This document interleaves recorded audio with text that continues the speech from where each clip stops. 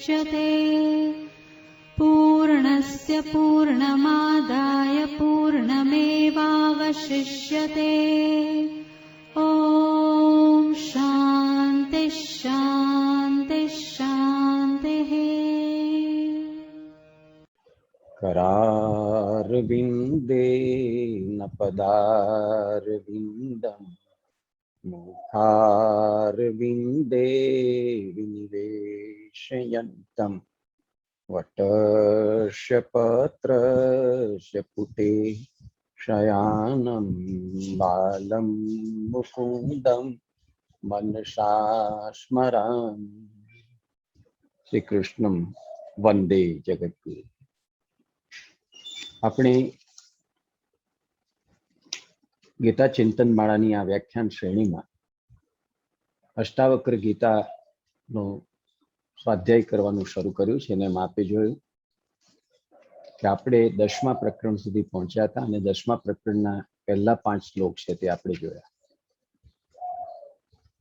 અષ્ટાવક્ર મુનિ મહારાજા જનકને ક્રમશઃ ધીરે ધીરે આગળ વધારતા વધારતા કેવી રીતે વાસના છે તે સંસાર છે, કેવી રીતે મનુષ્ય વાસનાનો ત્યાગ કરી શકે, મનુષ્ય પોતે જ પોતાનો ગુરુ થઈ અને કેવી રીતે જ્ઞાન માર્ગે આગળ તપી શકે એટલી વાત આગલા પ્રકરણમાં સમજાવ્યા પછી આ 10મા પ્રકરણમાં આ સંસાર અને એની જે કંઈ ચિત્ર વિચિત્રતાઓ છે, એના જે કંઈ આકર્ષણો છે, એના પ્રલોભનો તરફનો આપણો મનોભાવ કેવી રીતે બદલાય, સંસારમાં આપણો જે ભાવ હોય છે એમાંથી અભાવ કેવી રીતે થાય, સંસાર પ્રત્યે આપણે આસક્ત અને મોહાસક્ત હોઈએ છીએ એમાંથી આપણે મુક્ત થઈને નિર્વેદ કેવી રીતે ધારણ કરી શકીએ, ટૂંકમાં જેને આપણે અંગ્રેજીમાં ડિસ્પેશન કહીએ છીએ તે કેવી રીતે લાવી શકાય તેની વાત કરતા 10મા પ્રકરણમાં અષ્ટાવક્ર મુનિ જનક મહારાજને સમજાવે છે કે અત્યાર સુધી બધા જ વિદ્વાનો એમ કહેતા આવ્યા છે ને શાસ્ત્રો કહેતા આવ્યા છે કે જીવનના 4 પુરુષાર્થ છે, ધર્મ, અર્થ, કામ અને મોક્ષ. પણ એમાંથી એકલો મોક્ષ છે તે જ મહત્વનો પુરુષાર્થ છે. બાકીના 3 પુરુષાર્થો છે તેમાં કામ શત્રુરૂપ છે, અર્થ અનર્થથી ભરેલો છે અને એ બંનેના કારણરૂપ ધર્મ એવો પુરુષાર્થ પણ નકામો છે. માટે 3 પુરુષાર્થોને ત્યજીને કેવળ અને કેવળ ચોથો જે મોક્ષ નામનો પુરુષાર્થ છે તે જ આગળ વધવા જેવું છે ને તેમાં જ આપણે પ્રયત્નશીલ થવા જેવું છે. પછી એમણે એ પણ સમજાવ્યું કે આપણે આ સંસારમાં રહીને કેટલીક લબ્ધિ અને કેટલીક ઉપલબ્ધિઓ મેળવવા ઈચ્છીએ છીએ. જેમ કે આપણી પોતાની જમીન હોય, આપણું પોતાનું મકાન હોય, આપણે પોતાના કુટુંબીઓ હોય, સંતાનો હોય, આપણી પાસે સંપત્તિ હોય, વાડી વજીફા હોય, આપણી પાસે સત્તા હોય અને આપણે જે છે તે સરસ મજાની રીતે પ્રતિષ્ઠિત અને આબરૂવાળા પણ હોઈએ. પણ સંસારિક આવી બધી જે કંઈ આપણે ઉપલબ્ધિઓ માનીએ છીએ તે બધી 4 દિવસના ચાંદ્રના જેવી છે. આમાંની કોઈ સાચી ઉપલબ્ધિ નથી. સાચી ઉપલબ્ધિ તો આત્માને પામીએ તેનું નામ સાચી ઉપલબ્ધિ છે. માટે આ બધી ઉપલબ્ધિઓનો મોહ છોડવો જોઈએ અને આ બધી જે દિવસે આપણે છોડીએ છીએ આ બધી ઇન્દ્રજાળ જેવી, માયાજાળ જેવી છે, બધી આપણે જ્યારે છોડી દઈએ છીએ ત્યારે આપણે સાચા અર્થમાં વૈરાગી થઈ શકીએ છીએ. પછી એ પણ સમજાવે છે કે જેમ સંસાર વાસનામય છે એમ સંસાર તૃષ્ણામય પણ છે. આ તૃષ્ણા, મોહ અને આસક્તિ તેને કારણે જ આપણે દુઃખી થઈએ છીએ. સુખ દુઃખના વારા ફેરા એને કારણે આપણને આવે છે અને એ આપણને કાદવ અને કળણની માફક ઊંડા અને ઊંડા ખોપાવતા જાય છે. મનુષ્યનો સાચો પુરુષાર્થ જે મોક્ષ ઈચ્છે છે, જેનો અંતિમ ધ્યેય મોક્ષ છે, જેનો અંતિમ આશય મોક્ષ પ્રાપ્તિ છે, તેવા લોકોએ સમજી લેવું જોઈએ કે બંધનો તૃષ્ણા ઊભી કરે છે અને માટે તૃષ્ણાનો સદંતર નાશ કરવો જરૂરી હોય છે. એવો નાશ કરીએ તેનું નામ જ મોક્ષ છે. સંસાર પ્રત્યે અનાસક્તિ માત્રથી વારંવાર આપણને આત્માની તૃપ્તિ થતી નથી. માટે આપણે આત્માને પ્રાપ્ત કરવાનો હોય છે અને તૃપ્ત કરવાનો હોય છે. અને પછી સમજાવે છે કે હું એટલા માટે તને કહું છું કે તું શરીર નથી, તું ઇન્દ્રિયો નથી, તું મન, બુદ્ધિ, ચિત્ત અને અહંકાર જેવા અંતકરણ નથી, પણ તું સાક્ષાત ચૈતન્યમય સ્વરૂપ છો. તું શુદ્ધ ચેતન છો, જ્યારે જે જગત કે જે સંસારમાં ને જે જીવનમાં તું જીવી રહ્યો છે તે જડ અને અસત છે, માટે મિથ્યા છે, એટલે તેને અવિદ્યા કહેવાય છે. તો આ બધાને આપણે છોડી દેવાનું છે, કાંઈ છે જ નહીં એમ સમજીને આપણે કાંઈક કરવાનું છે. જે કરવાનું છે તે માત્ર મોક્ષની પ્રાપ્તિ કરવાની છે. એટલું 5 શ્લોકની અંદર એમણે સમજાવીને હવે 6થા શ્લોકમાં આરંભ કરતા એ સમજાવે છે. અષ્ટાવક્ર મુનિ જનક મહારાજને ઉદ્દેશીને કહે છે, રાજ્યમ સુતાહ કલત્રાણી શરીરાણી સુખાની ચ સંસક્ત સ્થાપી નષ્ટાની તવ જન્મની જન્મની. સંસારમાં મારા તમારા જેવા બધા મનુષ્યો કરે છે શું? જે કરે છે તે કે રાજ્ય, પુત્રો, પત્નીઓ, શરીરો અને સુખો એમાં રચ્યા પચ્યા રહે છે, એમાં આસક્ત છે. તો મારે તને પૂછવું છે, જનક મહારાજ એને સમજાવે છે. જનક મહારાજને અષ્ટાવક્ર મુનિ સમજાવે છે કે આજ સુધીમાં તારા કેટલા જન્મો થયા હશે? અનેક જન્મોની અંદર અનેક રાજ્યો છે તે પ્રાપ્ત કર્યા હશે કે ગુમાવ્યા હશે, અનેક પુત્રો પ્રાપ્ત કર્યા હશે, અનેક પત્નીઓ પ્રાપ્ત કરી હશે, અનેક શરીરો પ્રાપ્ત કર્યા હશે, અનેક પ્રકારના સુખો પણ તે પ્રાપ્ત કર્યા હશે, અને એ બધાની વચ્ચે આસક્તિમાં ડૂબીને તું રહ્યો હોઈશ. પણ આ જન્મની અંદર તમે જોજો કે એમાંનું કઈ તારી પાસે છે? દરેક જન્મમાં એ બધું નાશ પામી જાય છે. જે જન્મમાં જે તે ઉપલબ્ધિ રૂપે તે પામ્યો હો કે મેં આટલી જમીન પ્રાપ્ત કરી, મેં આટલા મકાનો પ્રાપ્ત કર્યા, મેં આવી સુંદર પત્ની, મેં આવા સુંદર બાળકો, મેં આવી સુંદર સત્તા, મેં આવી માન પ્રતિષ્ઠા, એ બધું એ જન્મ પૂરતું જ હોય છે. અને પછી જન્મો જન્મ એ કઈ આગળ ધપતું નથી, બધું નાશ પામી જાય છે. તો આ વસ્તુ કેમ માણસને ભાનમાં આવતી નથી? આ કેમ સમજમાં નથી આવતી કે આગલા ભવના કર્મો જ સાથે આવે છે? આગલા ભવની અંદર જે સુખોપભોગ આપણે કર્યા હોય છે એ બધું કેરી ફોરવર્ડ થતું નથી. એ પછીના ભવમાં આપણા જે મનુષ્ય તરીકેના અવતારમાં સાથે આવતું નથી. જેને આપણે સાંસારિક ઉપલબ્ધિઓ માનીએ છીએ કે પ્રાપ્તિઓ માનીએ છીએ, તો બધું ત્યાં ને ત્યાં રહી જાય છે, છૂટી જાય છે. એમાંનું કાંઈ યાદ પણ આપણને રહેતું નથી કે ગયા ભવમાં આપણે કયા રાજ્યના રાજા હતા કે કયા રાજ્યના નાગરિક હતા, ગયા ભવમાં કોણ આપણા પતિ હતા કે કોણ પત્ની હતી, કોણ આપણા પુત્રો હતા, આપણી પાસે કેવું શરીર હતું, આપણી પાસે કેવા સુખો હતા, કાંઈ આપણને યાદ રહેતું નથી. એ બધું જ ભૂલાઈ જાય છે, વિસરાઈ જાય છે. અને નવેસરથી આ નવા જન્મની અંદર જે છે તે ફરી પાછા આપણે સંસારમાં આસક્ત થઈને એની એ ઘરેડની અંદર એ જ બધું પ્રાપ્ત કરવા માટે થઈને મથ્યા કરીએ છીએ. તો સમજવાની વાત આ છે કે આપણે તો બુદ્ધિશાળી છીએ ને આવો વિચાર કેમ કરતા નથી કે ભાઈ આ જેમ કહેવાય છે કે 84 લાખ યોનિમાં આપણો જીવ ભટકતો રહે છે, તો કેટલી વાર આ પૃથ્વી ઉપર આપણે કેટલું શરીર લઈને જન્મ્યા હોઈશું, કેટલી વાર આપણે આવી બધી સાંસારિક જડો જથ્થાઓની અંદર છે તે ડૂબકા ખાધા હશે, આ મેળવ્યું ને તે મેળવ્યું, આ ગુમાવ્યું ને તે ગુમાવ્યું. આ બધું કર્યા પછી કાંઈ એમાંનું શાશ્વત નથી, કાંઈ પાસે રહ્યું નથી. તો આ જન્મમાં એ બધું ભૂલાઈ ચૂક્યું છે. તો એમાંથી એક બોધ ન લઈ શકાય, એની અંદરથી એક લેશન પ્રાપ્ત ન કરી શકાય કે આ બધું જન્મો જન્મ દરમિયાન નાશ પામતું જાય છે? તો હવે એને યાદ રાખવાથી અથવા તો એની પ્રક્રિયામાં ડૂબકા ખાવાથી શું ફાયદો છે? આગલા આટલા બધા ભવો સુધી તો અજ્ઞાનની અંદર આ વસ્તુમાં હું ડૂબેલો રહ્યો, પણ હવે મને ખબર પડી છે કે આમાં ડૂબવાથી અને આ બધું પામવાથી કંઈ ખરેખર પ્રાપ્ત થતું નથી. તો હવે આ જન્મમાં તો એનો મોહ, એની આસક્તિ એ છોડી શકાય ને. અલમર્થેન કામેન સુકૃતેન આપી કર્મણા એભ્યઃ સંસાર કાંતારે ન વિશ્રાંતમ ભુન્મનઃ.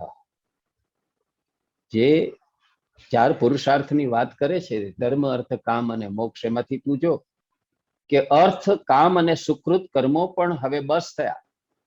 જે સમજવાનું છે, જે જ્ઞાનની વાત, જે ગાંઠે બાંધવા જેવી છે, જે ખરેખર અપનાવવા જેવી છે, તે વાત કઈ છે કે ભાઈ જે કઈ અર્થોપત્તિ કરી, આપણે કમાણી કરી, આજીવિકા કરી, જે કઈ સુખ સાહેબી આપણે પ્રાપ્ત કરી, જે કઈ કામ ભાવ વડે આપણે ભોગ લિપ્સા વડે જે કઈ ભોગો ભોગવ્યા, અને જે કઈ સારા કર્મો આપણે કર્યા હવે બધું પૂરતું થઈ ગયું. આ બધાથી પણ સંસાર રૂપ વનમાં મન શાંત થયું નહીં. દરેક જન્મોમાં આ તો કરતા જ રહ્યા છીએ. ધર્મ, અર્થ, કામ, આ બધી પ્રવૃત્તિ આપણે કરતા રહ્યા છીએ, અને છતાંય આ સંસાર રૂપી વનમાં આપણું મન છે તે અશાંત અને અશાંત રહ્યું છે. આપણું ચિત્ત છે તે અજંપ અને અજંપ રહ્યું છે, આપણા આત્માને શાંતિ પ્રાપ્ત નથી થઈ, તો આ વસ્તુ કેમ સમજમાં નથી આવતી? આ વસ્તુ જે છે તે આપણે કેમ ખ્યાલમાં નથી લેતા કે ભાઈ આમાં આપણે આ જ એ જ ઘરેડમાં ચાલ્યા કરશું ને એ જ રીતે આગલા જન્મમાં જે ભૂલો કરી તેવી જ ભૂલો જો આ જન્મમાં આપણે કર્યા કરશું તો શું પ્રાપ્ત થવાનું છે? આપણે તો જોઈએ છીએ આત્માની શાંતિ, મનની મુદિતા અને ચિત્તની પ્રસન્નતા. આ ત્રણમાંથી એકેય વસ્તુ છે તે આ રીતે જો જીવીશું જેમ આગલા જન્મારામાં આપણે જીવ્યા છીએ, અજ્ઞાનમાં, અવિદ્યામાં, માયામાં લિપ્ત થઈને મોહયુક્ત, શક્તિયુક્ત અને કામનાયુક્ત જીવન જીવ્યા છે, એવું જ જો જીવ્યા કરીશું તો આપણું આ ત્રણમાંથી એકે શાંત થવાના નથી. જે ત્રિવિધ તાપ છે, આધિ ભૌતિક, આધિ દૈવિક અને આધ્યાત્મિક, એના પરિણામ રૂપ જે આધિ વ્યાધિની ઉપાધિ છે બધી વળગેલી જ રહેશે, બંધનો પણ બધા વળગેલા રહેશે, એમાંથી આપણે મુક્ત નહીં થઈ શકીએ. તો એના માટે સમજવાનું શું છે? કૃતમ ન કતિ જન્માની કાયેન મનસા ગિરા દુઃખમાં યા સદમ કર્મ તદત્યાપ્યુ રમ્યતામ. તારે સમજવું જોઈએ, મારે તને કેવું છે તો જનક મુનિને નિમિત્ત બનાવીને આપણને સૌને અષ્ટાવક્ર મુનિ બહુ જ સાચી અને પાયાની વાત સમજાવતા કે છે કે કેટલાક જન્મોમાં તે મન, શરીર અને વાણી વડે પરિશ્રમ આપવા વાળું અને દુઃખપ્રદ કર્મ નથી કર્યું, તો તને આ વખતે ફરી પાછો મનુષ્ય અવતાર મળ્યો છે. આ દુર્લભ છે, આ અલભ્ય છે, વારે વારે ન મળે. પાછલા કેટલાક જન્મોમાં તે શરીરથી, મનથી અને વાણીથી સારા કર્મો કર્યા હશે, સમજીને કર્મો કર્યા હશે, પરિણામે તારા કેટલાક દુષ્કર્મો કે પાપ કર્મો છે તે ખપી ચૂક્યા હશે, તેની નિર્જરા થઈ ચૂકી હશે. એટલે આ જન્મની અંદર એ બધા કર્મો છે તે તને આડે નથી આવતા, અને તને આ મનુષ્ય અવતાર મળ્યો છે એટલું જ નહીં, તને આ જ્ઞાનની ભૂખ જાગી છે, જ્ઞાનની પ્યાસ લાગી છે, આ વિષય તરફ તારી અભિરુચિ થઈ છે. એ જ બતાવે છે કે આગલા ભવમાં તે ધીરે ધીરે તારા દુષ્કૃત્યો, તારા પાપ કૃત્યો છે તેને ખપાવવાનું કામ કર્યું છે, તેમાંથી મુક્ત થવાનું કામ કર્યું છે. તો આ એક બહુ સારી વાત છે. આ જ કરતા રહેવાનું છે આપણે. આ જન્મમાં કર્મો તો કરવા પડવાના છે, પણ કર્મ કરતી વખતે આપણે એવા સજગ અને સભાન રહીએ કે દુષ્કૃત્યો કે પાપ કૃત્યો આપણાથી થાય નહીં, સત્કૃત્યો થતા રહે, એમાં વૃદ્ધિ થતી રહે, તમોગુણી ન રહીએ, રજોગુણી ન રહીએ, સત્વગુણ છે તે દિવસે દિવસે વધારતા જઈએ, અને એવી બેલેન્સ ઊભી કરતા જઈએ આપણા કર્મની કે જે આ જન્મની અંદર અને હવે પછી કોઈ જન્મ થવાનો હોય તો તેની અંદર આપણને આવા ત્રિવિધ તાપની અંદર ડૂબાડે નહીં, આપણે એમાંથી મુક્ત થઈ શકીએ. એ વાત હવે તું જાણ. શાંત જો તારે થવું હોય, આત્માની શાંતિ જોઈતી હોય, મનની બુદ્ધિતા જોઈતી હોય અને ચિત્તની પ્રસન્નતા જોઈતી હોય, તો આ જ ક્ષણ છે, આ જ અવતાર છે. આ વાત સમજી લેવાથી આ થશે.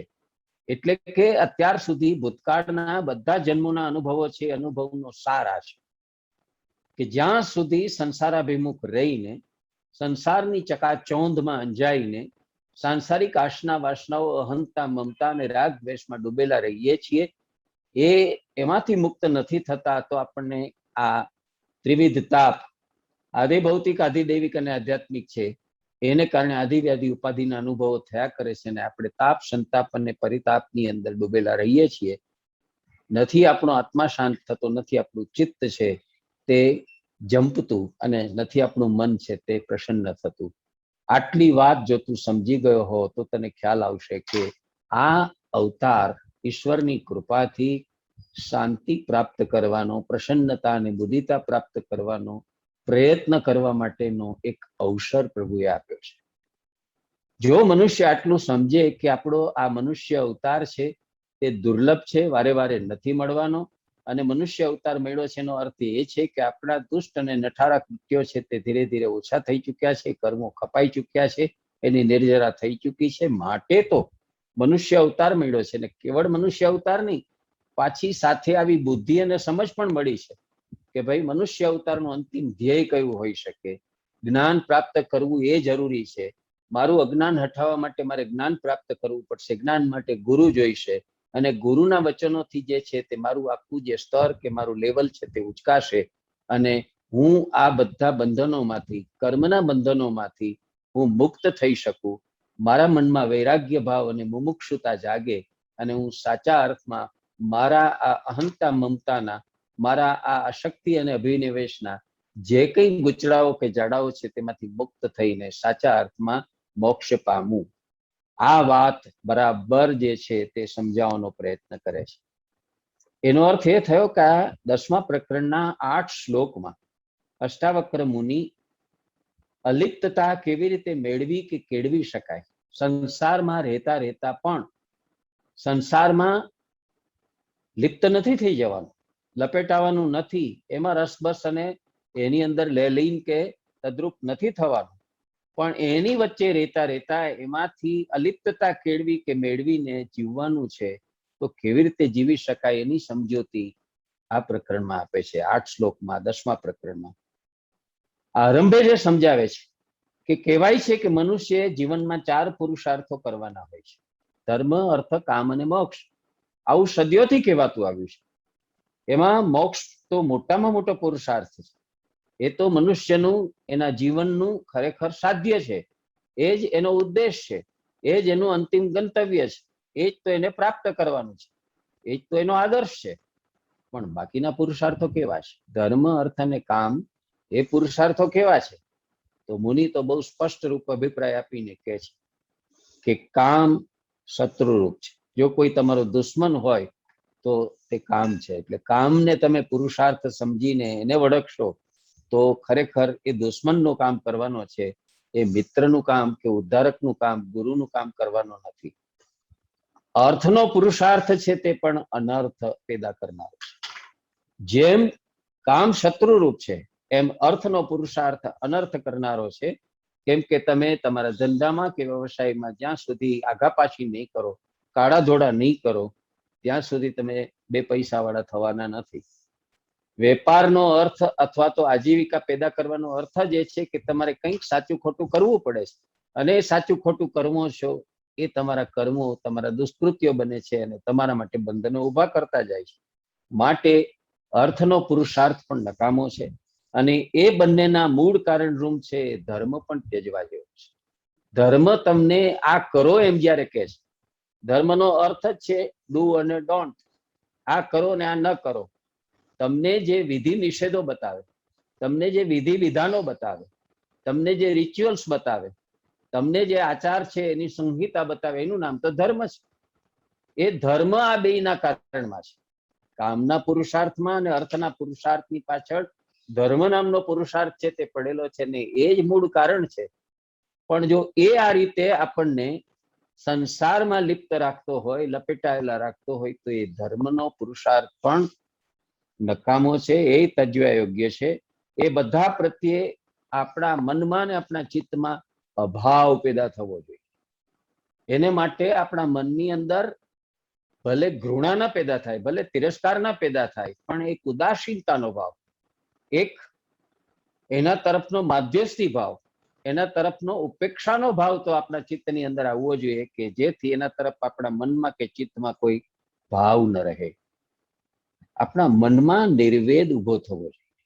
આપણે તો જ્યાં એના તરફ ખેંચાયેલા, આકર્ષાયેલા, રાગી અનુરાગી થઈને જીવીએ છીએ એની જગ્યાએ એ રાગ છૂટી જવો જોઈએ.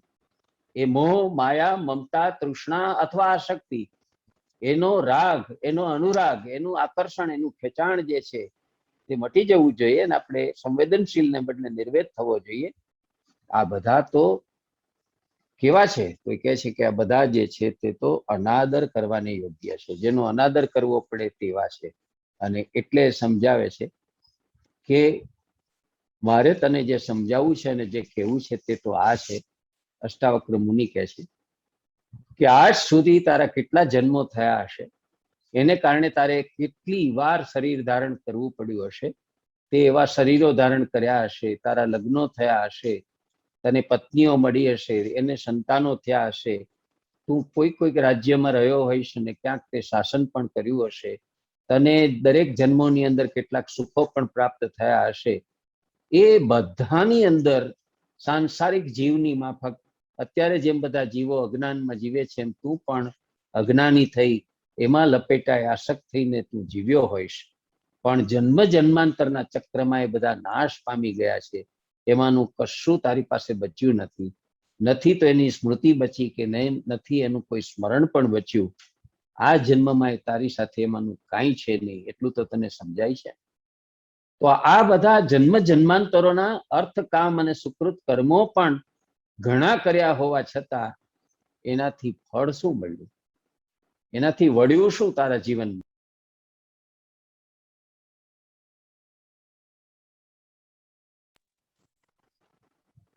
વનમાં તારું મન તો અશાંત અને અશાંત જ રહ્યું.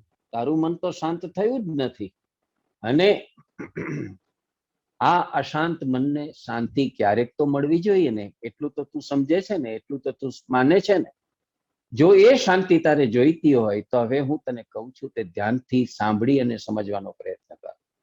આ જન્મમાં આ શાંતિ, અત્યારે તું અજંપ અને અશાંત અવસ્થામાં છો, અત્યારે તું જંપ અને શાંતિ ચાહતો હોઈશ, એ જો તારે પ્રાપ્ત કરવા હોય તો હું તને સમજાવું છું કે જેને લોકો સાંસારિક ઉપલબ્ધિઓ માને છે તે જર, જમીન, જોરું, મિત્ર, સગા, સંપત્તિ, ધન, સંપત્તિ, એ બધું જાદુગરની માયાનગરી જેવું 4 દિવસનું છલ સ્વપ્ન હતું અને છલ સ્વપ્ન છે. એ બધી ક્ષુલ્લક તૃષ્ણાઓ હતી. કેવી તૃષ્ણાઓ? ક્ષુલ્લક, નકામી. અને જ્યાં તૃષ્ણા છે ત્યાં સંસાર છે. એ તૃષ્ણા જ બંધનનું કારણ બને છે. માટે એ તૃષ્ણાથી મુક્ત થઈ જા, એનો નાશ કરતા શીખી જા. એ તૃષ્ણાનો નાશ કરીશ તો એ જ મોક્ષ છે.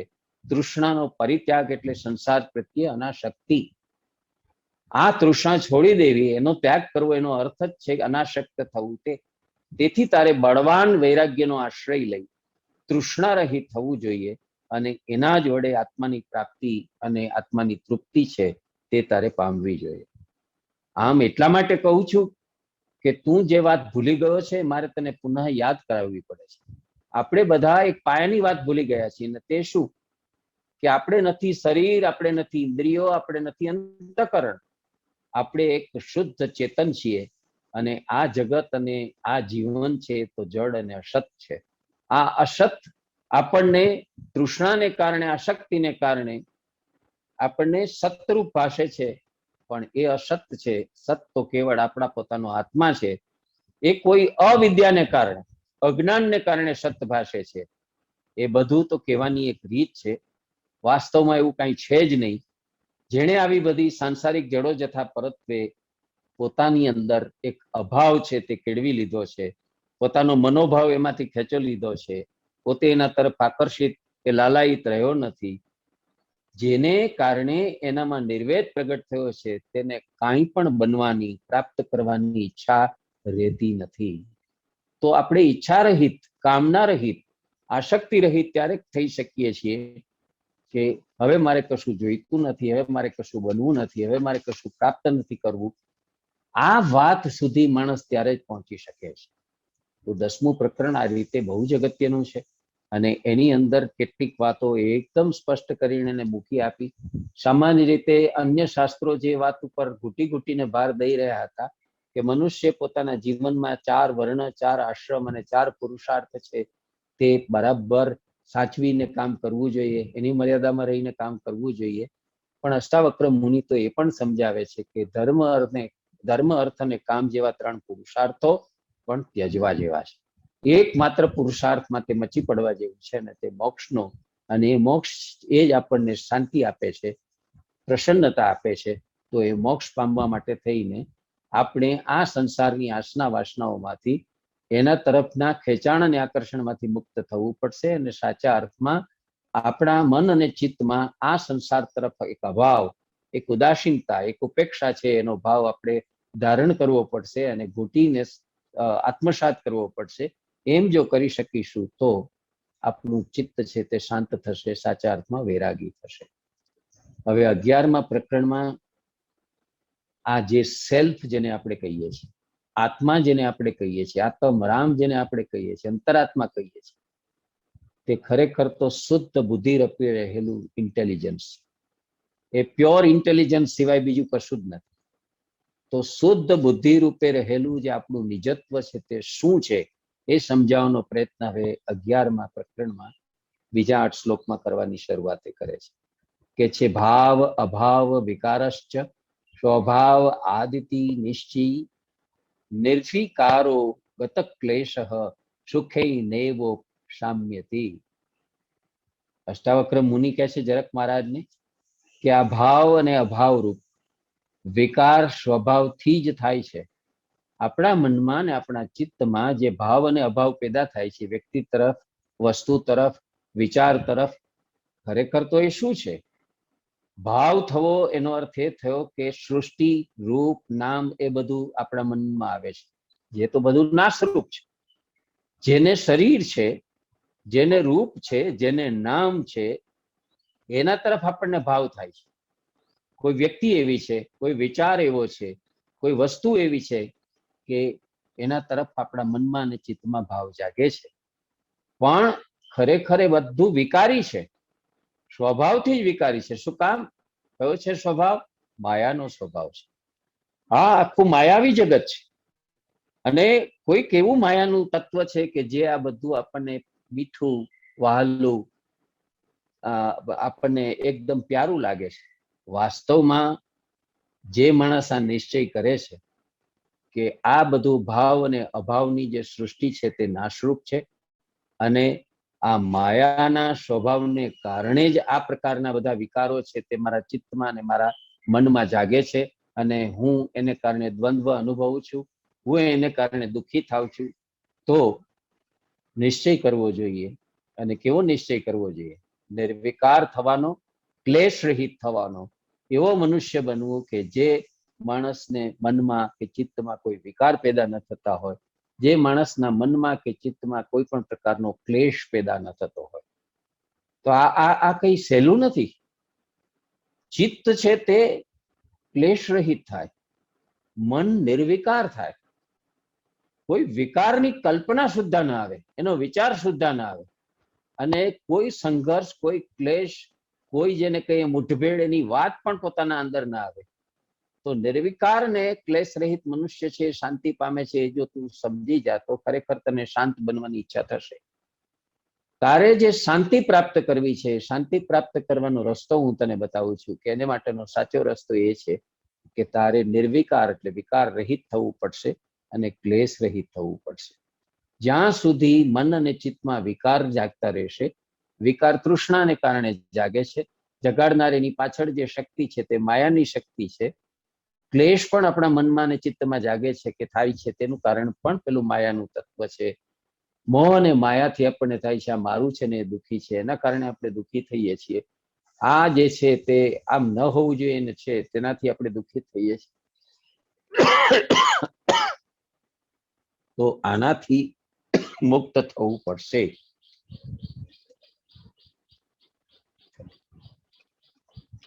પછી આગળ ચાલતા અષ્ટાવક્ર મુનિ સમજાવે છે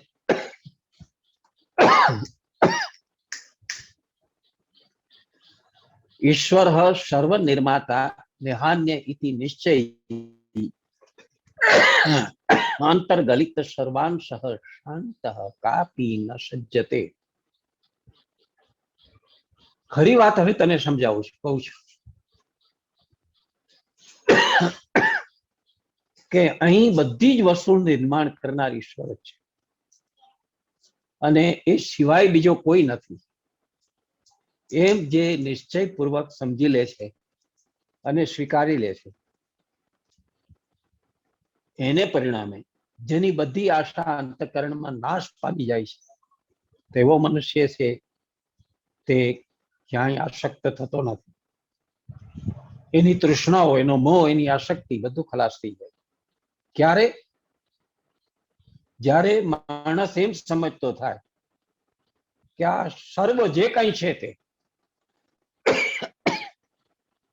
આ બ્રહ્માંડ, આ સચરાચર સૃષ્ટિ, એની અંદરની આટલી વિવિધતા, એની અંદરનું આટલું વૈચિત્ર્ય, એની અંદરની આ રમણીયતા, એની અંદરનું આ સૌંદર્ય, એની અંદરનું આ ઐશ્વર્ય, આ વિભૂતિમત્તા, જે કઈ છે બધાનું નિર્માણ કરનારો તો કેવળ અને કેવળ એક જ પરમાત્મા છે.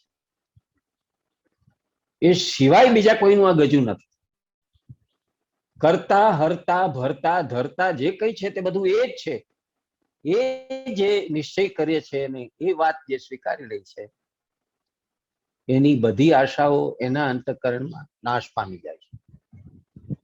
ટૂંકમાં જે ઈશ્વરના શરણે જતો રહેશે, ઈશ્વર જ કરતા હરતા ભરતા ધરતા છે, એ સિવાય બાકીનું બધું અસત છે. સત્ય એકમાત્ર છે તે ઈશ્વર છે. ગાંધીજી એટલા માટે કહ્યું હતું ને, ઈશ્વર સત્ય છે એમ ન બોલો, એ તો ઊંધી વાત થઈ. સત્ય એ જ ઈશ્વર છે.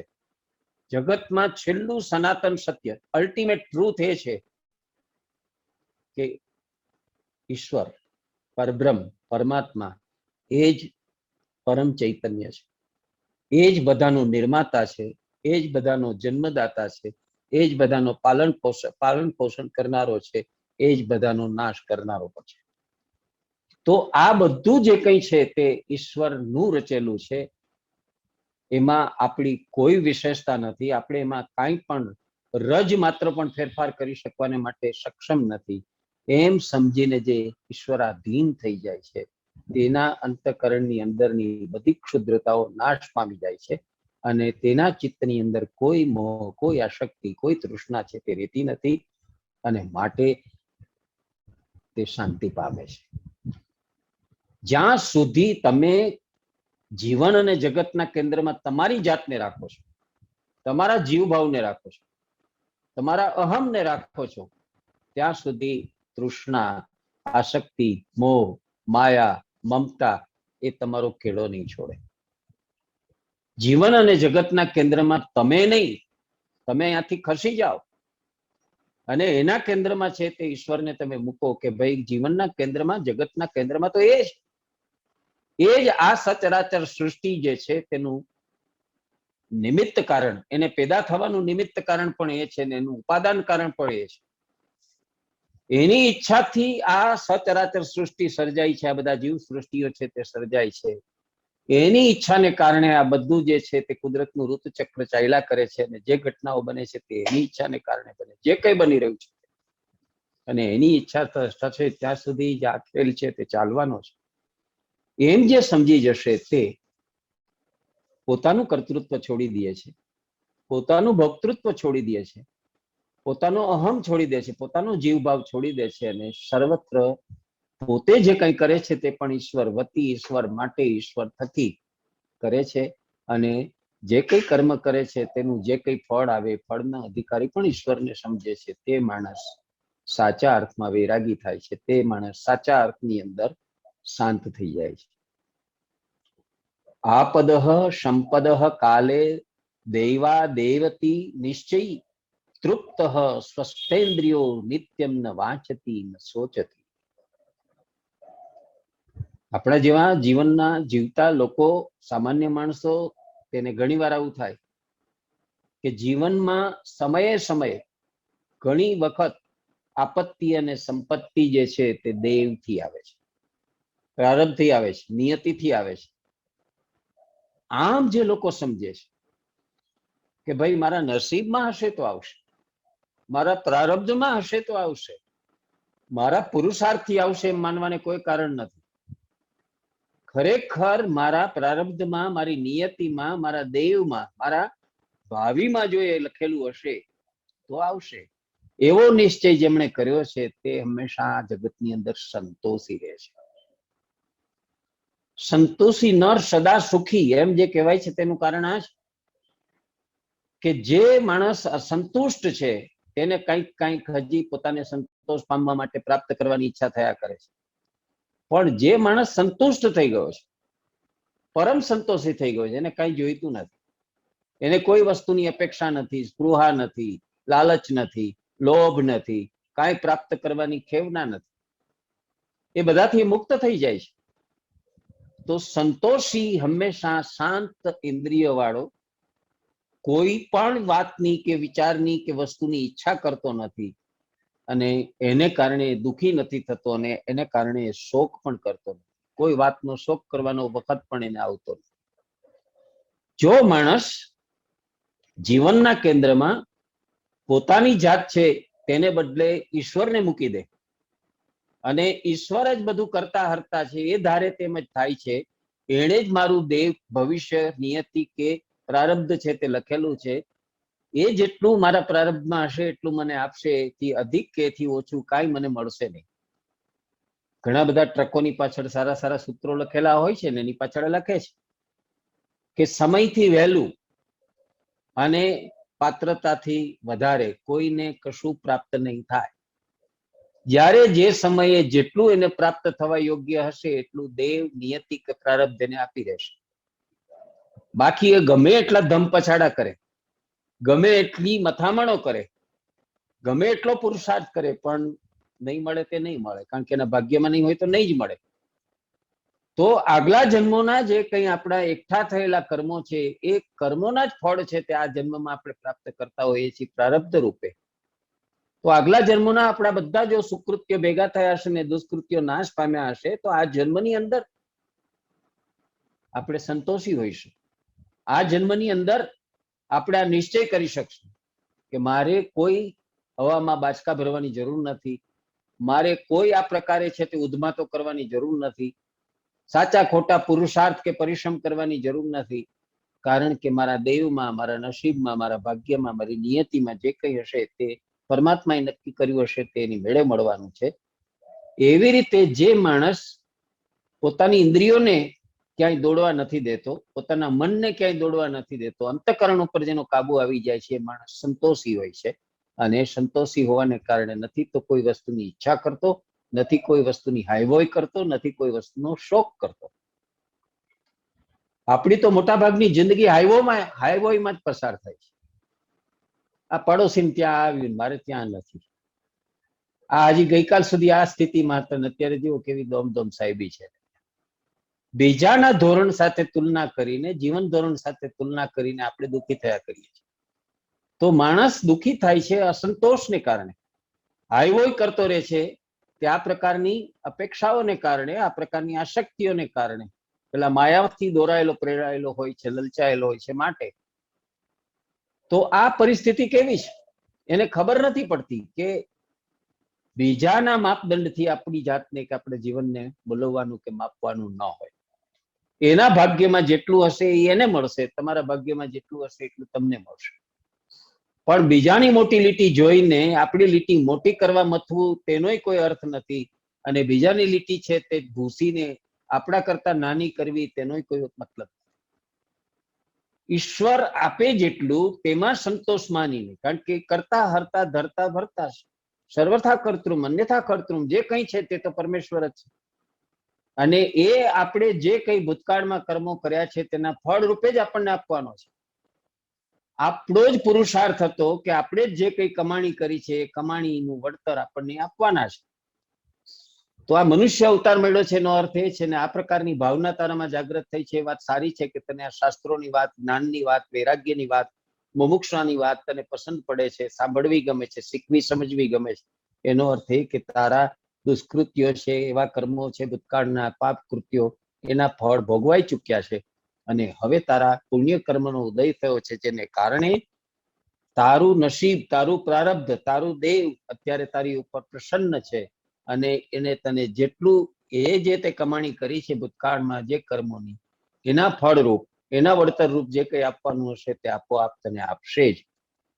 આવું જ્યારે જે માણસ માની લે છે ત્યારે એ સંતોષી થઈ જાય છે. એ અસંતોષી રહેતો નથી, એ જાવા મારતો નથી, એ હવા ત્યાં નથી મારતો. હું આ મેળવી લઉં, હું તે મેળવી લઉં, હું આ કરી લઉં, તે કરી લઉં, એવી કોઈ વાતમાં એ રહેતો નથી.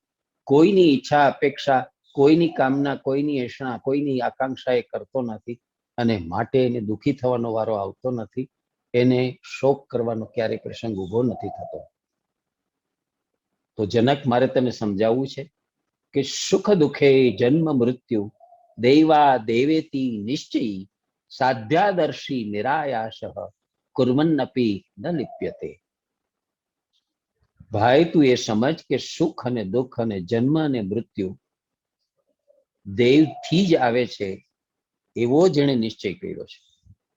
તેવો સાધ્ય કર્મને જોનારો અને પરિશ્રમ રહિત બનેલો મનુષ્ય કર્મ કરતો હોવા છતાં કર્મોના બંધનથી લેપાતો નથી.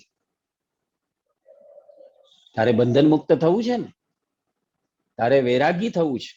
તે આરંભમાં જ મને પૂછ્યું કે વૈરાગ્ય કેવી રીતે પ્રાપ્ત થાય, જ્ઞાન કેવી રીતે પ્રાપ્ત થાય, આત્મજ્ઞાન કેવી રીતે મળે. આ જે તે પ્રશ્ન પૂછ્યા તો એનો ઉત્તર રૂપે તને આ બધું હું સમજાવું છું કે જો તને એટલી સમજ મળી ગઈ હોય કે જીવનમાં જે કઈ સુખ અને દુઃખ આવે છે, જન્મ અને મૃત્યુના જે વારાફેરા આવે છે, શેને કારણે આવે છે? શું કામ ભાઈ આપણો ફરી ફરી જન્મ થાય? શા માટે આપણા આ જન્મની અંદર, આ જીવનની અંદર સુખ અને દુઃખના વારાફેરા આવે? એની પાછળનો તર્ક શું છે? એની પાછળનું કારણ શું છે? તો કે છે આપણું નસીબ, આપણું પ્રારબ્ધ, આપણું દેવ, આપણી નિયતિ. એને કારણે થાય છે. જેવા કર્મો આપણે કર્યા હોય છે, એ કર્મ છે એ જ પરિણામ રૂપે, ફળ રૂપે આપણને અમુક સમયે, અમુક દેશમાં, અમુક જ્ઞાતિમાં, અમુક જાતિમાં, અમુક ધર્મમાં, અમુક માતા પિતાને ત્યાં જન્મ આપે છે, અમુક પ્રકારની બુદ્ધિ અને સમજ સાથે આપે છે. આ બધું જ કર્મની સાયકલનું પરિણામ છે. તો એ એક વસ્તુ પાયાની બધા જે લોકો જો સમજી જાય કે ભલે ખાલી હાથે આવીએ છીએ આ જગતમાં, એમ આપણે કહીએ છીએ, પણ ખાલી હાથે નથી આવતા. કર્મના ફળ છે તેને આપણે બેલેન્સ રૂપે, પુરાંત રૂપે લઈને આવીએ છીએ આ જન્મમાં. અને આ જન્મમાંથી પણ અહીંથી જયારે વિદાય થઈએ છીએ ત્યારે આપણા કર્મો છે તે ભેગા લઈને જઈએ છીએ. તો આ કર્મ સાથે આવે છે ને સાથે જાય છે, એ છોડતા નથી આપણને. એ વસ્તુ જે સમજી ગયો છે કે ભાઈ મારો અવતાર થયો છે તે મારે કર્મ તો કરવા પડવાના. કેટલાક નિત્ય કર્મો હશે, દાખલા તરીકે સૂવું, ઉઠવું, સ્નાન કરવું, ખાવું, નોકરી કરવી, આજીવિકા પેદા કરવી, બધા નિત્ય કર્મો છે, કરવા જ પડશે.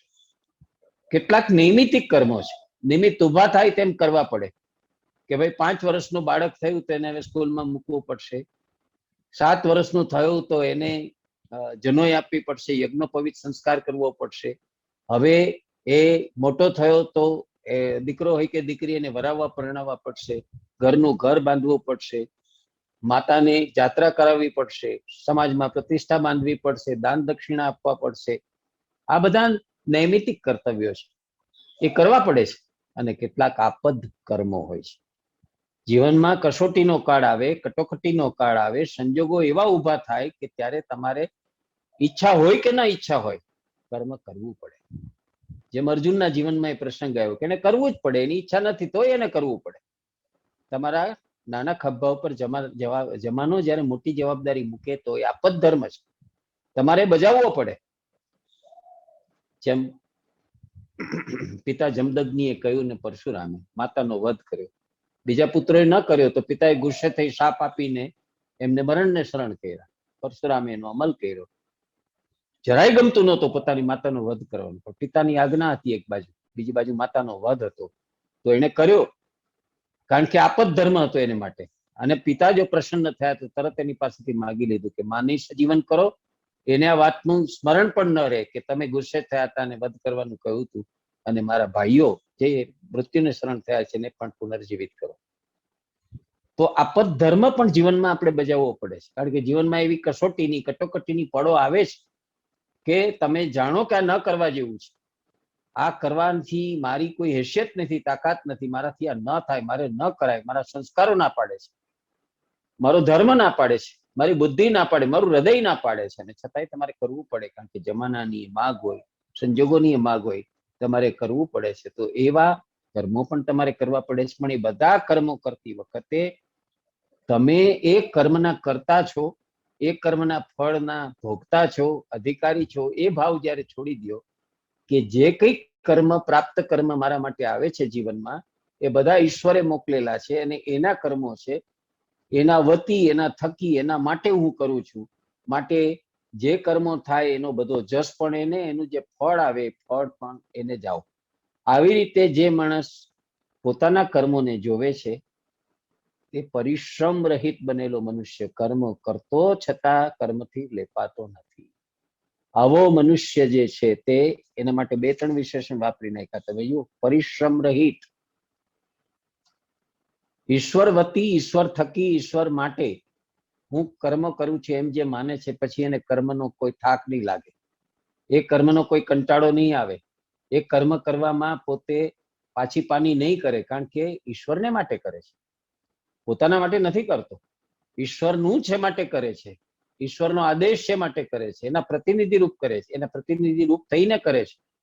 એટલે એમાં એને પરિશ્રમ નહીં લાગે, આનંદ આવશે કરતા. અને બીજી બાજુ આ કર્મો કરશે અને છતાં એ કર્મો જે કરશે તેનું કોઈ બંધન એને નહીં લાગે, કર્મો એને વળગશે નહીં, કર્મોના સારા માઠા પરિણામો એને વળગશે નહીં, ચોટશે નહીં. તો આ એક કારણે બને છે કે માણસ સમજી ગયો છે કે બધું જ દૈવાધીન છે, બધું જ વિધિ નિર્મિત છે, બધું જ નિયતિએ નક્કી કરેલું છે. જે કંઈ આપણને જીવન મળે છે કે જીવનમાં જે કંઈ સંજોગો આવે છે, સારા નઠારા, ચડતી પડતી ના જે કંઈ આવે છે, તડકી છાયણી ના, બધું આપણા નસીબે નક્કી કરેલા હોય છે. અને એમ સમજીને એની વચ્ચે બિલકુલ અલંગ, અસંગ, નિર્લેપ રહી શકતો, ઉદાસીન રહી શકતો જે માણસ જીવે છે તેને કોઈ કર્મો છે તે બંધન પહોંચાડતા નથી, કોઈ કર્મો એને લાગતા નથી. ચિંતયા જાયતે દુઃખે નાન્યથે હેતિ નિશ્ચય તયા હીન સુખી શાંત સર્વત્ર ગલિત સ્પૃહ. શું કામ દુઃખ ઉત્પન્ન થાય છે આ સંસારમાં? સંસારમાં ચિંતાને કારણે દુઃખ ઉત્પન્ન થાય છે. ચિંતા જે છે તે આપણા જીવનમાં દુઃખ ઉત્પન્ન કરે છે.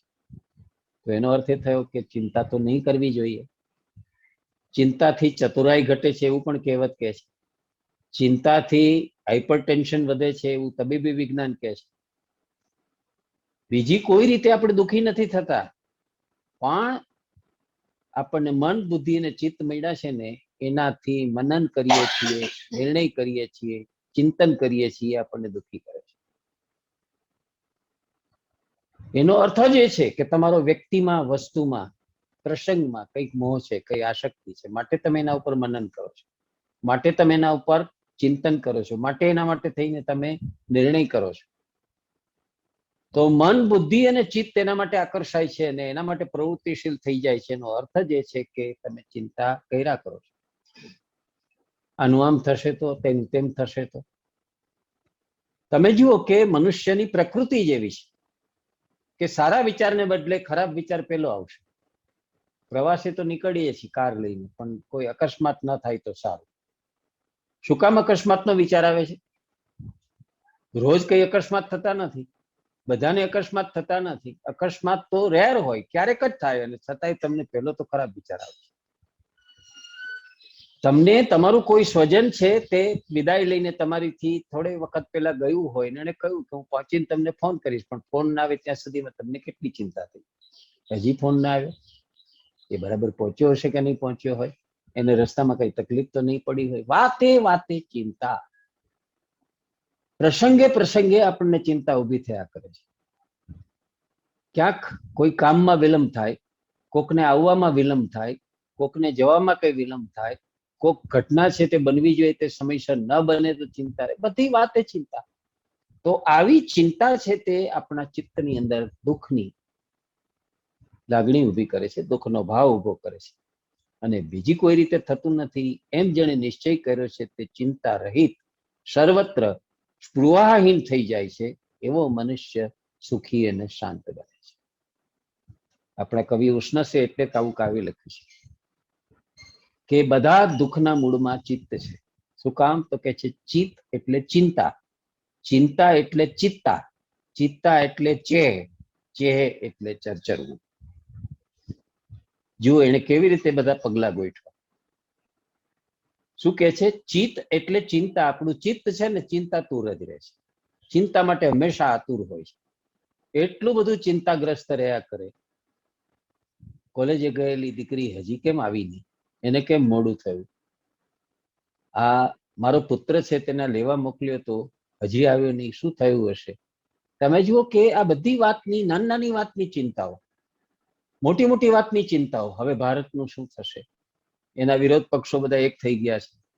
સરહદ ઉપર બાકી આજુબાજુ રહેલા બધા પડોશી રાષ્ટ્રો પણ એના પર તાપીને હુમલો કરવા બધા બેઠા છે, અહિત કરવા બધા બેઠા છે.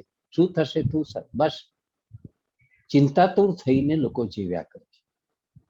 ક્રિકેટની ટેસ્ટ મેચ દુનિયામાં ગમે ત્યાં રમાતી હોય, ઓલિમ્પિકની રમત ગમે ત્યાં રમાતી હોય, પણ એની એ ચિંતા ભારત જીતશે કે નહીં, આપણો ફલાણો ખેલાડી છે તે ગોલ્ડ મેડલ લાવશે કે નહીં, આ વખતે આપણા દેશને કેટલા મેડલ મળશે કે નહીં મળે, બધી વાતની ચિંતા આપણે કર્યા કરતા હોઈએ છીએ. એ દુઃખનું કારણ હોય છે. પણ સમજુ મનુષ્ય, જ્ઞાની મનુષ્ય છે, સમજી જાય છે કે ચિંતા ન કરવા જેવી વસ્તુ છે. આપણી ચિંતાથી કાંઈ ન વળે, ધાર્યું હંમેશા દણીનું થાય. એટલા માટે દયારામભાઈ ગાતા હતા કે ચિત્ત તું સિદ્ધને ચિંતા ધરે, ચિત્ત તું સિદ્ધને ચિંતા ધરે, હરીને કરવું હશે તે કરશે. ભગવાન બધો કરતા હરતા છે, એની ઈચ્છા હશે મુજબ એ કરશે. તો આટલા આપણે સમજુ કેમ નથી થઈ શકતા? આટલા આપણે ભણેલા ગણેલા છીએ, આટલા આપણે બુદ્ધિશાળી છીએ, અને આપણે એટલું કેમ નથી સમજી શકતા કે આપણા જીવનનું નાવ એને હંકારવાનું હલે શું આપણા હાથમાં તો છે જ નહીં. આપણે એના નાવિક નથી. આપણા જીવન નાવને હલાવવાનું હલે શું પણ એના હાથમાં છે. આપણા જીવનનો નાવિક પણ એ છે. તો પછી આપણે ચિંતા કરવાની ક્યાં જરૂર છે? એને ફાવે ત્યાં લઈ જાય, ફાવે એ રીતે લઈ જાય. આપણે ગમે તે ઈચ્છા કરીશું તો એ બનવાનું નથી. આપણી પ્રાર્થના પણ એ હોવી જોઈએ કે હે ઈશ્વર, મારી આ ઈચ્છા છે, તું આમ કરી દેજે. એમ નહીં, ઈશ્વર મારી ઈચ્છા એ છે, પણ તારી જે ઈચ્છા છે એ મુજબ થવાનું છે. મારી તારી બેયની ઈચ્છા એક થતી હોય તો ભયો.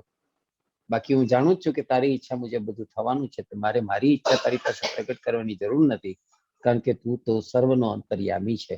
તને ખબર જ છે કે મારી ઈચ્છા શું છે. આવો ભાવ જે લોકો ધારણ કરી શકે છે એને કોઈ સ્પૃહા રહેતી નથી. એને કોઈ આ મેળવી લઉં ને તે મેળવી લઉં, આની આસક્તિ ને તેની આસક્તિ એને કોઈ રહેતી નથી. એ નિશ્ચયવાન થઈ જાય છે અને ચિંતાથી મુક્ત રહે છે, કારણ કે સ્પૃહા છોડી દે છે. પોતાને આ જોઈએ જે વાતે છોડી દે છે. અને એને કારણે એવા મનુષ્યો જે લોકો સ્પૃહાય રહિત અને ચિંતા રહિત થઈ જાય છે, તે જીવનમાં સુખી અને શાંત બની જાય છે.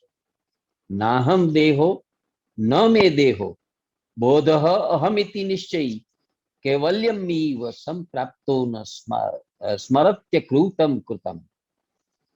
આગલા શ્લોકમાં વળી એક વાત એ બરાબર યાદ અપાવે છે. થોડો સમય થાય એટલે ફરીથી એક વાત એ ઘૂંટે છે. અષ્ટાવક્ર મુનિ રિપીટ કરે છે. અને રિપીટ કઈ કરવી છે એને વાત કે વર્ષોથી તમારા ચિત્તમાં અને મગજમાં એક વાત જે ઘૂસી ગઈ છે એ સાફ કરવા જેવી છે. અને તે કે તમે એમ માનો છો કે તમારું શરીર એ સર્વસ્વ છે, તમારો અહમ સર્વસ્વ છે, તમારા મન બુદ્ધિ ચિત્ત સર્વસ્વ છે. આ વાત સાચી નથી. તમે કાંઈ છો નહીં. જે કંઈ છે તે તમારો આત્મા છે. તમારું અંતઃકરણ નહીં, પણ તમારો અંતર્યામી છે, તમારું ચિદ્રૂપ છે, તમારું આપોપું, તમારું પોતિકાપણું. એ તો વારે પ્રસંગે એને યાદ આપે છે. તો આ શ્લોકમાં કહે છે કે હું દેહ નથી, કેમ કે દેહ મારો નથી. તો હું શું છું? હું કેવળ બોધરૂપ છું. હું કેવળ બોધરૂપ છું. એવો જેણે નિશ્ચય કર્યો છે તેવો માણસ હંમેશા મોક્ષને પ્રાપ્ત થયેલો મનુષ્ય કરેલા કે ન કરેલા કોઈ કર્મને સંભાળતો નથી. જો જે કંઈ આપણે કર્મો કરીએ ને તેને પણ આપણે બહુ યાદ કર્યા કરીએ છીએ. મેં આ કર્યું, એ સમય કેવું સરસ થયું હતું, ભલે મને આટલી મહેનત પડી હતી, ભલે આટલી તકલીફો પડી હતી, પણ કેવું સરસ કામ થયું. આપણે વાગોડ્યા કરીએ છીએ. આપણે પોતે કરેલા કર્મોને વાગોડ્યા કરીએ છીએ. મેં આમ કર્યું હતું, મેં તેમ કર્યું હતું, મારાથી આ થયું, મારાથી તે થયું હતું વગેરે. પણ એ બધું તમારા ઉપર ભારના ચિંતાના પોટલા જેવું છે. ભૂતકાળનો ઓથાર વેંઢારીને શા માટે ચાલવાનું? એ બોજ ઉઠાવીને ચાલવાની જરૂર શી છે? જે સમયે જે થયું તે થયું, પૂરું થઈ ગયું. એને પછી એને યાદ કર્યા કરીએ અને એને ઘૂંટ્યા કરીએ, એને વાગોડ્યા કરીએ, એનો કોઈ અર્થ નથી. તો કરવું શું જોઈએ? કરવું એ જોઈએ કે ભાઈ હું દેહ નથી અને દેહ મારો નથી. જો મારો દેહ હોત તો હું ક્યારેય એને છોડવા રાજી ન થાત. ક્યારે એનું મૃત્યુ છે તે એ પામે એવું હું ઈચ્છત નહીં, પણ મારા હાથમાં જ નથી. કારણ કે આ દેહ જેણે આપેલો છે તેના હાથમાં દેહ છે. દેહ મને તો માત્ર એમણે એક વસ્ત્ર રૂપે આપ્યો છે. અને એ પણ અમુક વર્ષના ભાડા પટ્ટે આપ્યો છે. જેટલું એને ઈચ્છ્યું હશે એટલો સમય, એટલા વર્ષો મારું શરીર છે તે ટકવાનું છે. એ કાયમી નથી, એ શાશ્વત નથી, એ નાશવંત છે. અને હું દેહ નથી.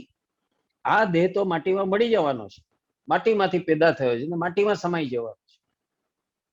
પણ જે નથી બળવાનો, નથી ભીંજાવાનો, નથી સુકાવાનો, નથી જન્મવાનો, નથી મરવાનો, એવો મારો આત્મા તે હું છું.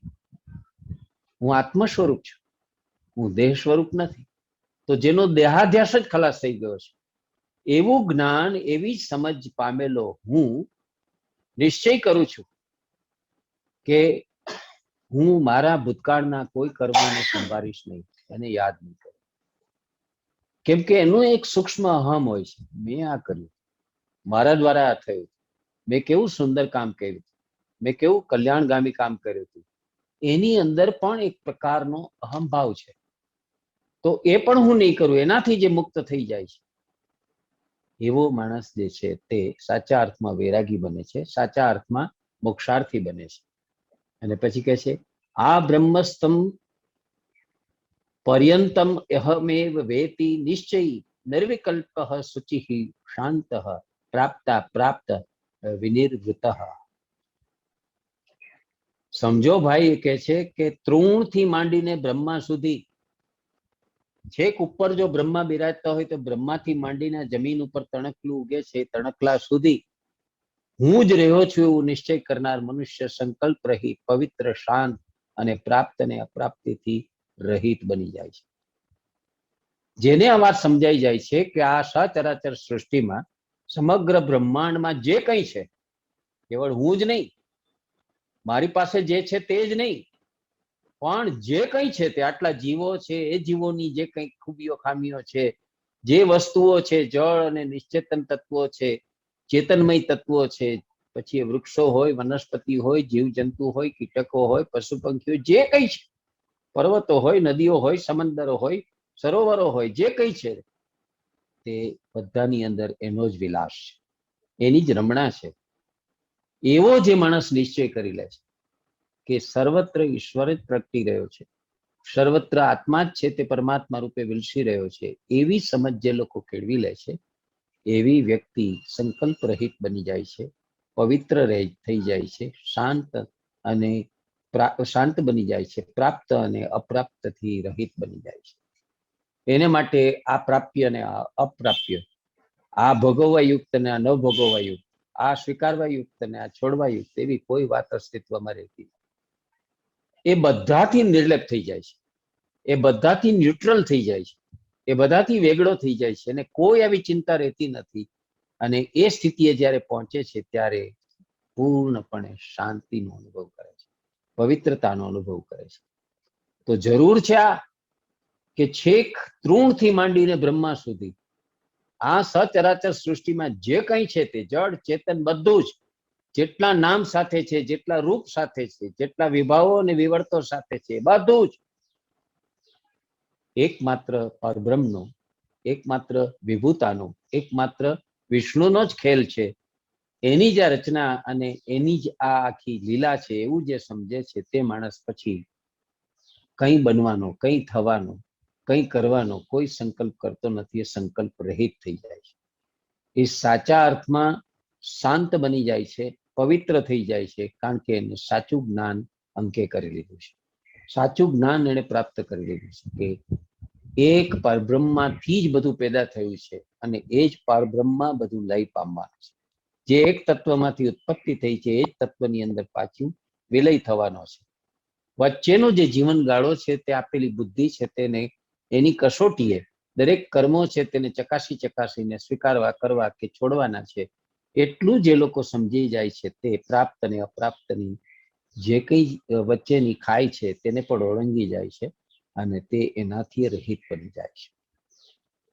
આ બહુ મજાની વાત છે કે બધું જ ઈશ્વરાધીન છે, બધું ઈશ્વર સર્જિત છે, બધું ઈશ્વરની ઈચ્છાને આધીન છે. એવું જે લોકો સમજે છે તે લોકો ખરેખર મુક્ત થઈ જાય છે કે મને તો એક માત્ર માધ્યમ બનાવ્યો છે, મને તો એક માત્ર સાધન બનાવ્યો છે. એમને જે કામ કરવું છે એ મારા માધ્યમથી કરે છે. મારી પોતાની કોઈ અસલિયત નથી, મારી પોતાની કોઈ ક્ષમતા કે મહત્તા નથી કે હું આ કરી શકું. ઈશ્વરે મને માધ્યમ કે સાધન બનાવ્યો છે, માટે હું આ કરી શકું છું. એમ આ પોતાની પ્રવૃત્તિને, પોતાના કર્મોને પણ ઈશ્વર સમર્પિત કરી દે છે. તે લોકો આ પામ્યા અને ગુમાવ્યું, આ મળ્યું હોત તો સારું હતું ને ન મળ્યું એનો વસવસો એવી કોઈ વાતમાં રહેતા નથી અને એનાથી પણ રહિત બની જાય છે. એવી પ્રાપ્તિ કરવાની, મેળવવાની કોઈ વૃત્તિમાંથી પણ મુક્ત થઈ જાય છે. નાનાશ્ચર્યમિદમ વિશ્વમ ન કિંચિદિતિ નિશ્ચય નિર્વાસન સ્ફૃતિ માત્રો ન કિંચદીવ શામ્યતિ. આ અનેક આશ્ચર્યો, ચમત્કાર રૂપ લાગે એવા આશ્ચર્ય વાળું વિશ્વ છે. તમે ન ધારેલી કેટલીય વસ્તુ આ વિશ્વમાં બને છે. સપને પણ જેની કલ્પના ન કરી હોય એવી ઘટનાઓ આ વિશ્વની અંદર બને છે. આવું વિશ્વ કાંઈ નથી એવો નિશ્ચય કરનાર. ભલે વિશ્વમાં આટલું બધું બનતું હોય, આખા વિશ્વમાં આ ક્ષણે કેટલી ઘટનાઓ બનતી હશે. ક્યાંક એક્સિડન્ટ થતો હશે, ક્યાંક કોકનો જન્મ થતો હશે, ક્યાંક કોક ડૂબી રહ્યું હશે, ક્યાંક કોક જે છે તે લોટરી લાગી હશે અને આનંદ મગ્ન હશે, ક્યાંક કોક પરણતું હશે, ક્યાંક કોક છે તે રંડાતું હશે. આ એક ક્ષણે સમગ્ર વિશ્વમાં કેટલી બધી ઘટનાઓ બનતી હશે. તો આપણને આશ્ચર્ય જરૂર થાય કે એક જ સમયે આ પૃથ્વી પટ ઉપર કેટલી ઘટનાઓ અલગ અલગ પ્રકારની બન્યા કરે. ક્યાંક વાવાઝોડું આવે છે, ક્યાંક આગ લાગે છે, ક્યાંક ધરતીકંપ થાય છે, ક્યાંક મૃત્યુનો દર બહુ વધી જાય છે ને ક્યાંક શૂન્ય થઈ જાય છે. તો આ બધું કરતા હરતા વાળો તો પેલો છે, ઈશ્વર છે. એવો જે નિશ્ચય કરનાર છે તે વાસના રહિત પણ બની જાય છે ને કેવળ ચૈતન્ય સ્વરૂપ મનુષ્ય જે કંઈ જાણી શકે એ જાણવા લાગે છે અને માટે એ શાંત બની જાય છે. જ્યારે આ માનસિક ભૂમિકાએ તમે પહોંચો કે આ જગતમાં થતા નાના મોટા જે કંઈ કામો છે, જે કંઈ આશ્ચર્યો છે, જે કંઈ ચમત્કારો છે, એ બધા કોઈ નિશ્ચય કરનાર છે એના વડે થાય છે. એ વાસના રહિત અને કેવળ ચૈતન્ય સ્વરૂપ જે મનુષ્ય છે એના દ્વારા થાય છે અને એને કારણે પરમ શાંતિનો ઉદ્ભવ થાય છે. આમ સમજવું જોઈએ. તો કરતા, અન્યથા કરતા, સર્વથા કરતા જે કંઈ છે તે ઈશ્વરને જ બધું સમર્પિત કરી દો. તમે પોતે તમારા ઉપર કોઈ ભાર કે જવાબદારી લો નહીં. એ વાત બરાબર આપણને આમાં કહેવા માંગે છે. અને હવે આપણે એ અધ્યાય પૂરો કરીએ 11મો. એ પહેલા જરા રિપીટેશન કરતા આખી વાત સમજી લઈએ કે આ અધ્યાયમાં મુનિ, અષ્ટાવક્ર મુનિ આગળની ભૂમિકા જનકને સમજાવે છે કે કોઈ સુખી અને શાંત થાય છે તો કેવી રીતે થાય છે. આ જગતમાં અનેક મનુષ્યો છે, સૌને સુખ શાંતિ જોઈએ છીએ, પણ સૌને ઉપલબ્ધ કેમ નથી થતા? અને જેને થાય છે તો કેવી રીતે થાય છે? તો એની સમજૂતી આપતા કહે છે કે મનુષ્ય ભાવ અભાવનો વિકાર સ્વભાવથી થાય છે. એ જે જાણી લે છે તે મનુષ્ય નિર્વિકાર અને ક્લેશ રહિત થાય છે. આપણા જીવનમાં જે અહંતા ને મમતા આવે છે, આ મારું, આ મને બહુ વાલું, આને તો હું છોડું જ નહીં, આ તો મારે જ જોઈએ, એવો જે સ્વભાવ ઉભો થાય છે, ખરેખર એ વિકારી સ્વભાવ છે. એ વિકારી સ્વભાવને જે લોકો જાણી જાય છે કે ભાઈ મારો સ્વભાવ તો મને આ રીતે કોઈક દિશામાં, કોઈક વાતમાં, કોઈ વિચારમાં ખેંચી જશે, એવો મનુષ્ય નિર્વિકાર ને ક્લેશ રહિત થઈ જાય. કાંઈ વાંધો નહીં, મારા જીવનમાં અભાવ અને આ અભાવનો જે વિકાર છે તે સ્વભાવવશ ઉત્પન્ન થાય છે એટલું મને સમજાય છે. પણ આવો મનુષ્ય નિર્વિકાર અને ક્લેશ રહિત એટલા માટે થઈ જાય છે કે તેને સહેલાઈથી સુખ શાંતિ મળે.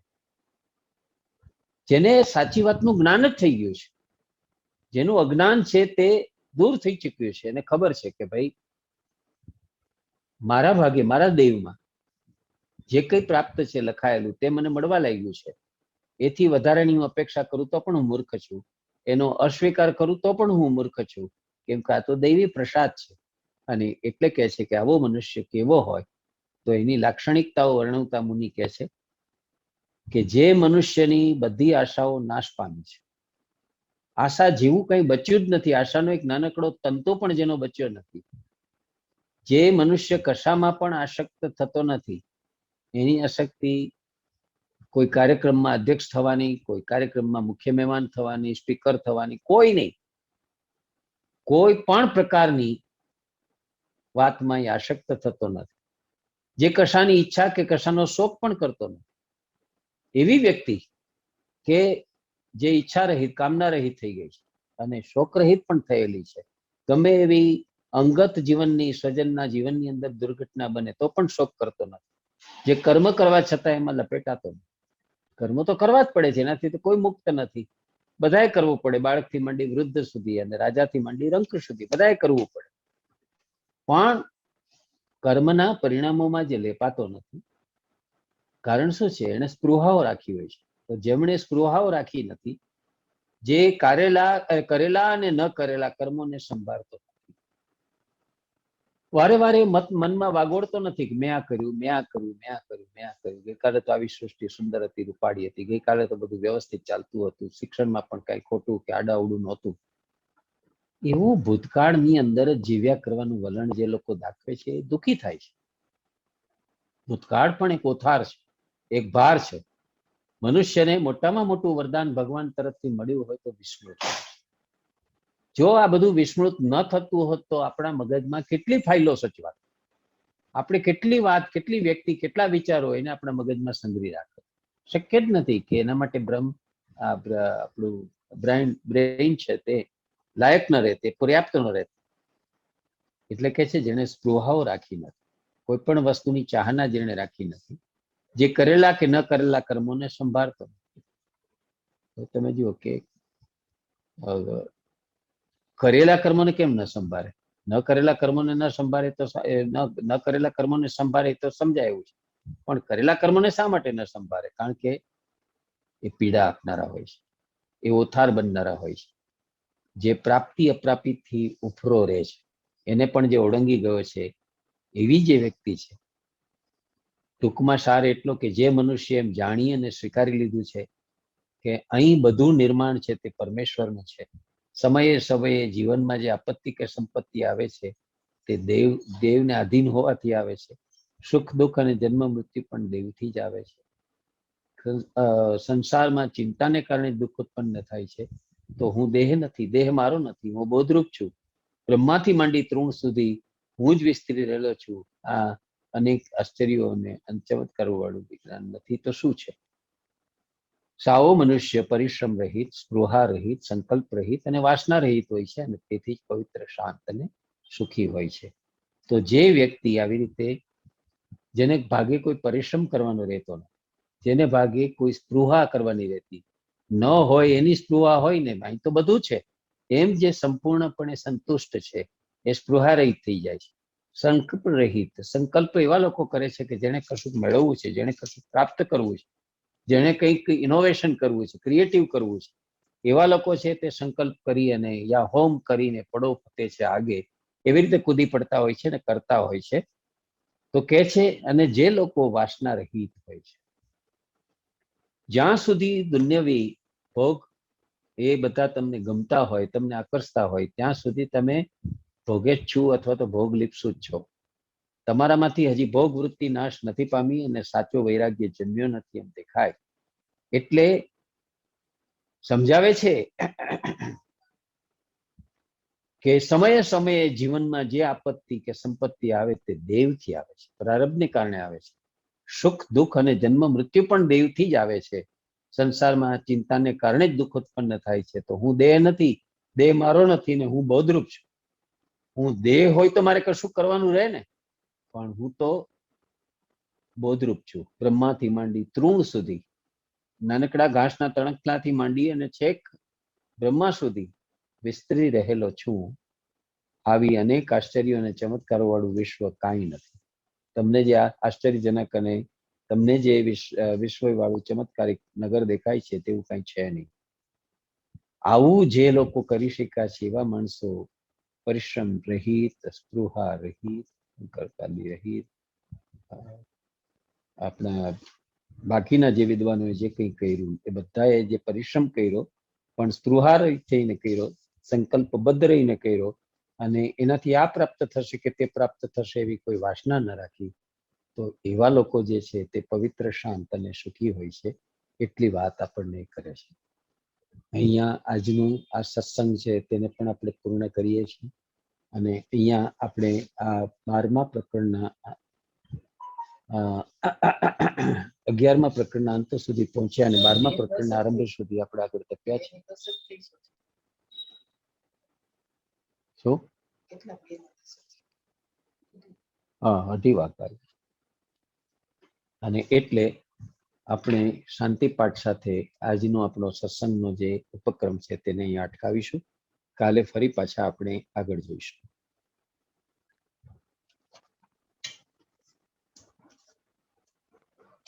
ઓમ પૂર્ણમદઃ પૂર્ણમિદં પૂર્ણાત પૂર્ણમુદચ્યતે પૂર્ણસ્ય પૂર્ણમાદાય પૂર્ણમેવાવશિષ્યતે. ઓમ શાંતિ શાંતિ શાંતિ. ॐ शान्ति शान्ति